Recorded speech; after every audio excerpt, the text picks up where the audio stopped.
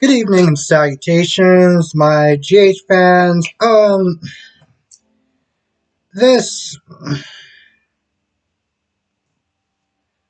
I don't even know what to say about this episode. I'm gonna be doing a lot of jumping around because I have a lot of thoughts about some of this, some of this stuff that went on in this episode. And I wanna jump to Gladys and Carly for a minute because there's something they're talking about Sasha and her mental well being and how she was very erratic, especially dealing with like these paparazzis and Gladys was like, yo, listen, there was something that was off about her. Like she didn't handle them how she usually handled these people. I'm sitting there thinking, well, there's not there tossing around Sasha and is she okay and what's got her so, riled up and, how fragile she is because of what happened. And I'm just like, at any point, is anybody going to sit there and mention, you guessed it, therapy to this girl? Because, and don't get me wrong, therapy is not a cure all, okay? But at the very least, it's a start. You're in a hospital. Carly, you know Kevin. I don't. I just kept thinking about that the whole time this they're talking about Sasha, this, that, and the third, and da da da da da da. I'm like, is somebody gonna sit there and mention therapy? Anyone? Um, I'm gonna be honest. I didn't really get a lot out of Jocelyn and Carly. I kept sitting there thinking, and at the minute that they saw Willow in there, because here's the thing, Sasha was feeling hella guilty, even though she had that POS of a creature that kept following her hard body, the paparazzi, blinding her with, headlights and everything like that. She still feels super guilty. And, Brando gets there and she's like, I want to sit there and tell Willow. And, at first, Gladys is like, you sure that's a good idea? But let's be honest, it's not like this is something that she can keep from her. My whole thing, and granted, I kept thinking, I was like, you know what, this is not going to sit there and change anything. I kept thinking, Carly, why don't you go in there and tell Willow what's going on with Harmony at this point? Like, why is she in the hospital in the first place, or like what she was doing before she got to the hospital. Now, 1 second. Michael and Willow are talking in the chapel, and Willow's all like, we went through a lot, but she so I love her and stuff like that, and I've forgiven her for all the things that she's done, and I'm like, that's a tall order. I mean, to sit there and forgive her for what Harmony sat back and watched what went on with Willow and everything like that, and I get it, Willow's like, well, Harmony was a victim also. I just don't know if I can let that go.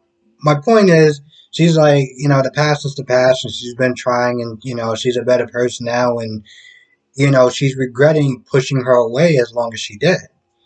Now, Sasha comes in there, and Sasha's like, I need to sit there and talk to,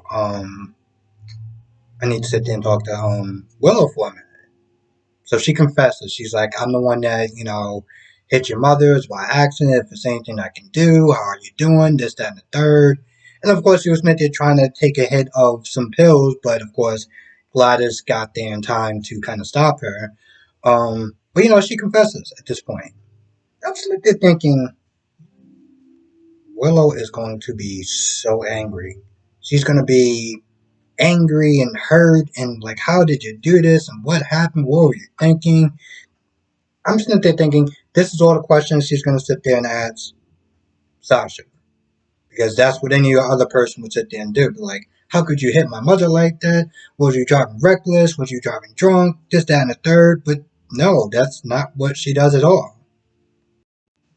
There's one point where, because all the time she's like, what was my mother just sitting there doing out there in the woods like that? And she asked Sasha, did she jump in front of the car? like on purpose. And I'm just like, wait, what? Let me get this straight.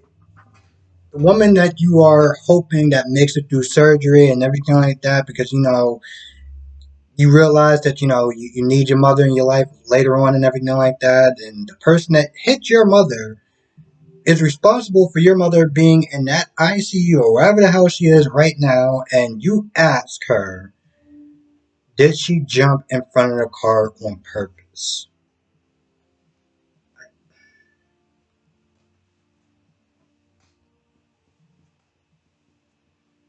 I got nothing. I really have nothing. Out of all the questions you could have sat there and asked this woman, okay, all right, that makes zero sense to me, but okay, sure. So, Carly's sitting there asking Jocelyn, should I sit there and tell Willow about everything? And, Jocelyn's like, well, I get that it's bad timing, but when is a good time? And, she's like, if this was me, I would want to know. So Carly goes in there and Carly's like, hey, listen, I got to sit there and talk to Willow for a minute. There's something that you should know. And I'm just like, why couldn't she not do that in the beginning? Why could she not do that in the beginning? I felt like, I mean, granted, it wouldn't have changed that much if, Willow was really upset with Sasha for hitting her mother with the car, but she didn't really sound like she was that mad. I mean, hell, Sasha reached out for her hand and, Willow grabbed it like, like this. And I'm like, the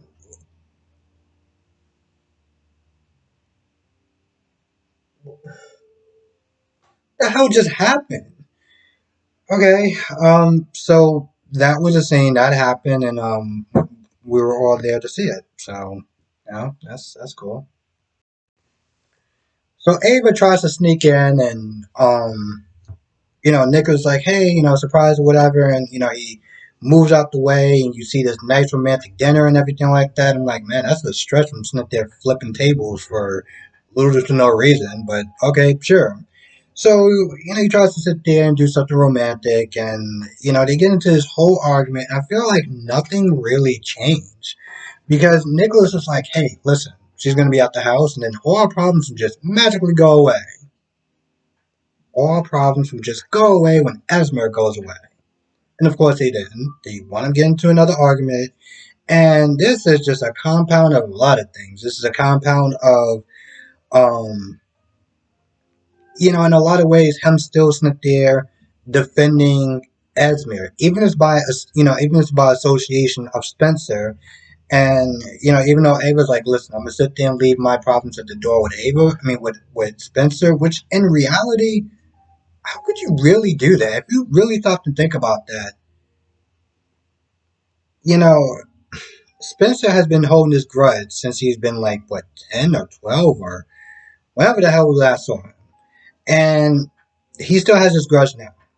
So every day she's supposed to just walk in his house and this toxic environment of him practically staring daggers at her. But somehow this whole marriage is supposed to work out. I feel like, besides Esme, I feel like Spencer is literally, the problem in their relationship because Nicholas is not going to be like, hey, Spencer, you guys need to sit there and be on board with my wife. You need to sit there and kick rocks. He's not going to do that. And Ava, being a parent, wouldn't ask him to do that. So there's always going to be an issue. So they argue about the usual, team Esme, team Trina, and then, she goes in a room somewhere because she's like, I'm not leaving this house. But we ain't doing any of that. So yeah, it just really goes to nowhere. Now, let's talk about Spencer and Trina.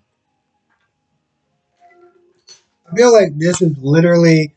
I feel like in a lot of ways, if you haven't been caught up with Trina and Spencer has been doing for the last couple of days, as far as his whole plan and Trina being upset, you really didn't miss much because it was the exact same argument, and you can tell that Spencer wants to sit there and be like, hey, listen, I'm really on your side. My plan is to sit there and try to dig up dirt if she slips up.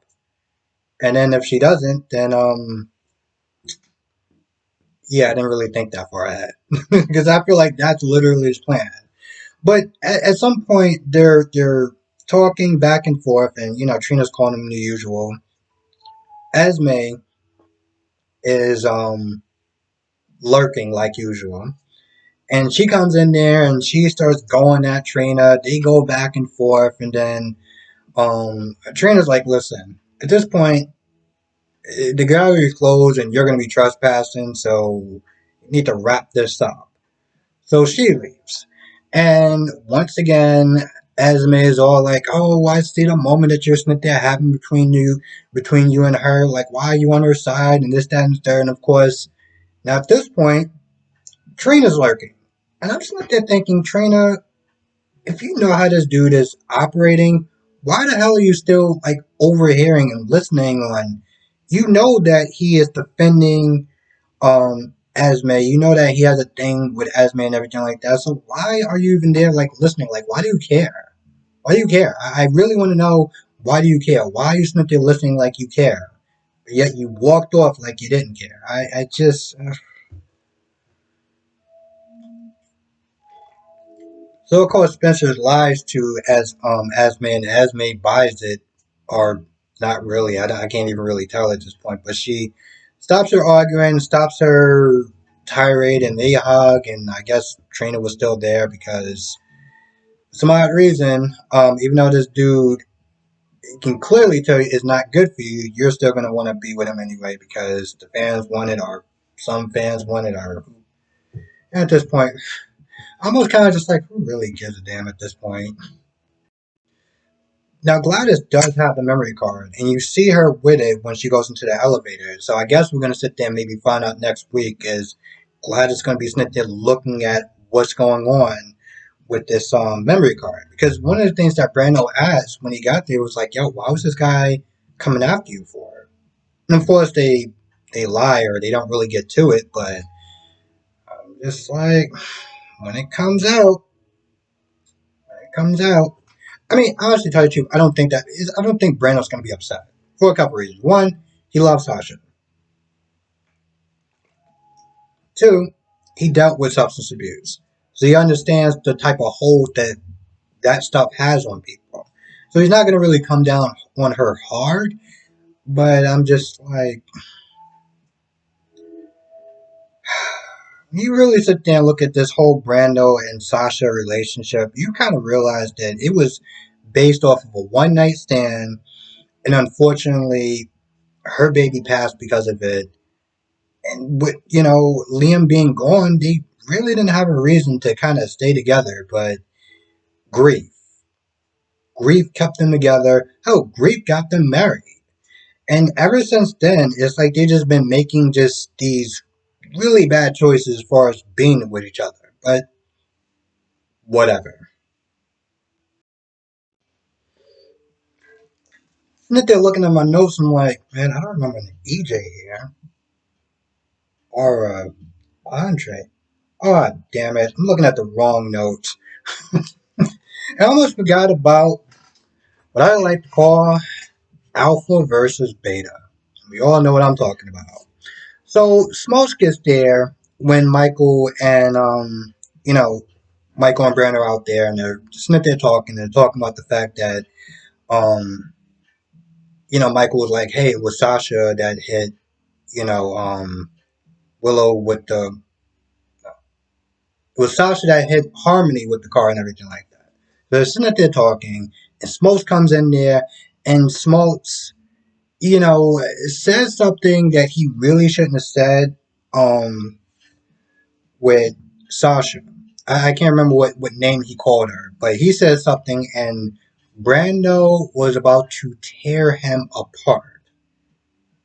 I mean, it was good for Smalls is that, well, you're in a hospital, so, there's that. But, Smalls is all like, oh, it's my First Amendment right, and blah, blah, blah, blah. And, Michael pulls him back, but then, Brando gets real with him, like, yo, listen, I don't give a damn about your First Amendment rights. Like, he literally threatens him. And he does it in this very Batman like style. I remember I actually said before that he came in like Batman, and he's still playing true to form. And he literally, in not so many words, threatened him, and the look on Smalt's face was priceless. Because when I first saw him in the elevator, I was like, but the look on his face when Brando was like there, I was like, yes, I am there for it. I am totally there for it. And I'm like, well, this is what happens when Beta meets Alpha. I knew that nickname was going to come in handy eventually.